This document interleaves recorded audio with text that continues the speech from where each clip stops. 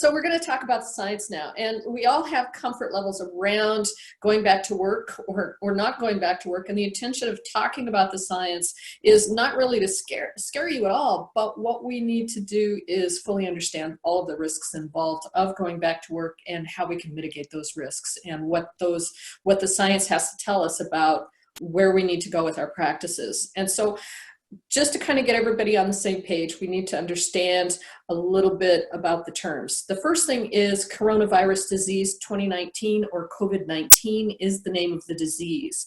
The COVID-19 is caused by a virus called the Severe Acute Respiratory Syndrome Coronavirus 2, or SARS-CoV-2. So just so that when you're reading media about the two, COVID-19 is the disease, the SARS name is about what the virus name is. So the scientists out there are finding that there's a lot that we don't know.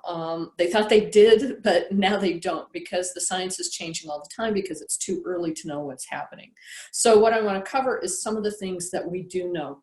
And so the first thing is fever is listed as a symptom, but that might not be reliable, because in a study published in the Journal of American Medicine just recently, only about 30.7%, so 30% of those sick enough to be hospital had a fever, and almost 70% didn't have a fever. And so then at another place called Brigham and Women's Hospital, in analyzing the data, said that that figure was somewhere between 44 and 94%. And so there's two implications from this, is that the disease is presenting in different ways in different hospitals and in different patient populations. And so what that means is that it's going to take a while before the scientists can get a real handle on it. The clinical implication for you, or the implication for your practices as well, is taking a temperature a good guide for figuring this out, of whether a client is sick or not. And so we don't know, but the recommendation by Brigham and Women's Hospital is, yes, go ahead and take that temperature and use 38 degrees centigrade, which is about 100 degrees Fahrenheit as a cutoff, which is also what ABMP is recommending. And the other thing is, what they're finding out now is that patients, while they're asymptomatic, can present with low oxygen levels, so maybe measuring that might be helpful for us as well.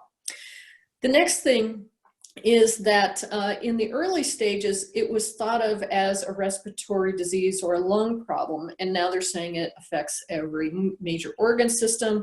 Then it was an immune system disorder, and that's where the hydroxychloroquine came in, the Plaquenil and the malaria drug thing came in, is because they thought that it would be helpful with an immune disorder. You want to suppress the immune system and stop what's called a cytokine storm.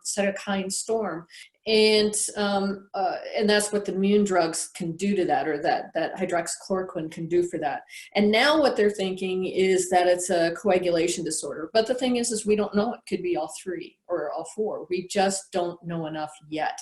So the science is really way out there. But the implication for that, for us, is that it means we need to understand that there just aren't two extremes here as well. You're not going to get it and completely recover with no ill effects, or you die. What may happen is that you can develop kidney damage, liver damage, heart damage, have blood clots that cause amputation, stroke, all those different kinds of things. So Science Magazine has some good information as far as what occurs in all the different organs. So you might want to take a look at that. As I mentioned before, researchers are noting blood clots, and which can lead to amputations and stroke, but not just any stroke. They're seeing a lot of severe strokes that usually present in 70-somethings now showing up in 30 and 40-somethings. And these are people who present as asymptomatic. They just have this major stroke or a massive stroke, and there's the problem. So, and also they can anecdotally form. These strokes, these clots, blood clots, can anecdotally form as fast as they are removed, which is very highly unusual. The implications for our practice is we've been trained to keep an eye out for blood clots in the legs and elsewhere as well. So we need to be extra alert on that right now, because a person could have clots that you could dislodge and be asymptomatic. And how will this affect your work around the neck? I mean, we know to stay away from the carotid area as an issue for strokes as well. And so we just want to take some extra caution around that now. A person can be asymptomatic and a carrier of the virus or contagious for up to 14 days before they show symptoms.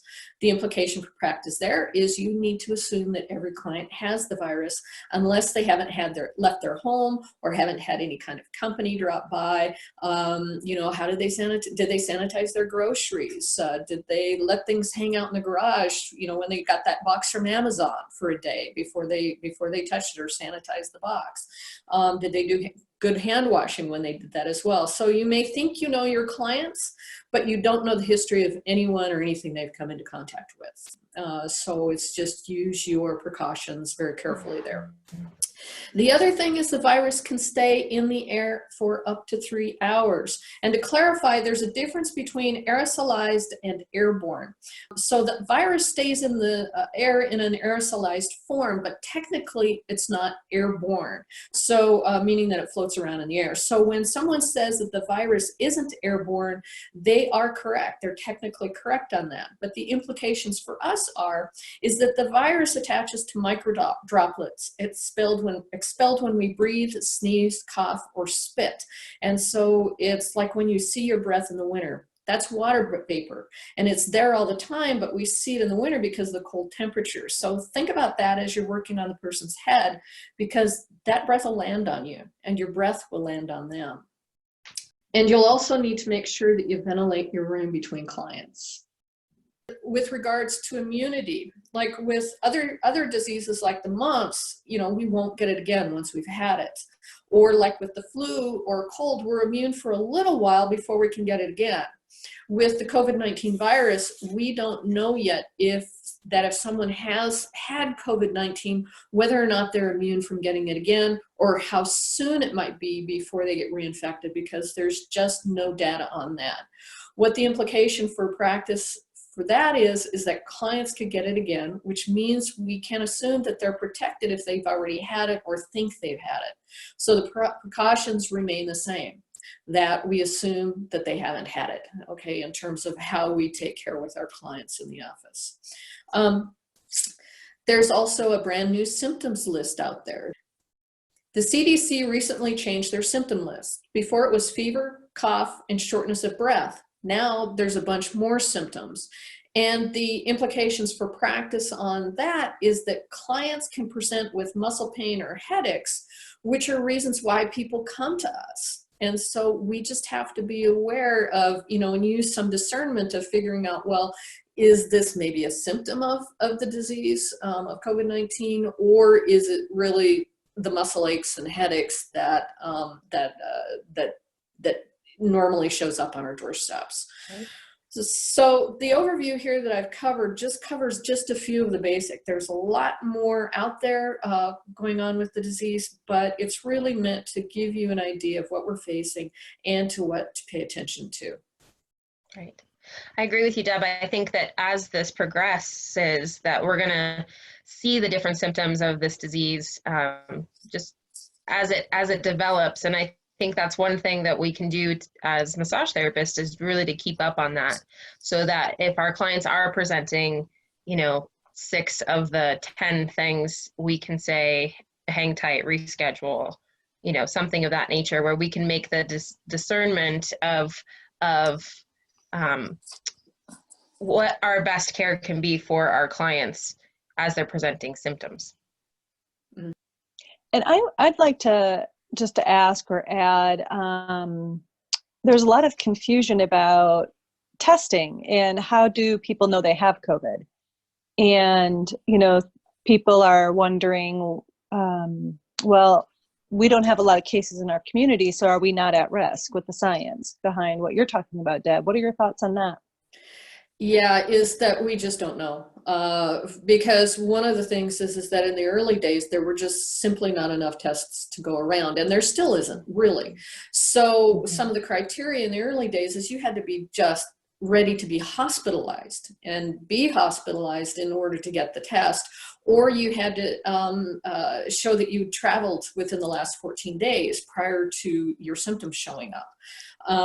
And so that was part of the criteria with that. And now they're starting to expand the testing a little bit more to from the travel thing to and the three symptoms, the fever, cough, and shortness of breath, to where you're on the doorstep of needing to be hospitalized, to just the symptoms of fever, cough, shortness of breath. And now, since the CDC released their their new symptom list, I think it was like the April 23rd or 24th, 25th, maybe, I'm not sure exactly when they did, that now they're expanding that to include those symptoms as well, for being eligible for testing, because there's still a shortage of tests. There's just not enough widespread testing, and the issue is, how do we know that someone has it unless they've been tested? And if they've been tested, that doesn't mean that they haven't caught it in between the time that they've been tested and the time that they've shown up to you.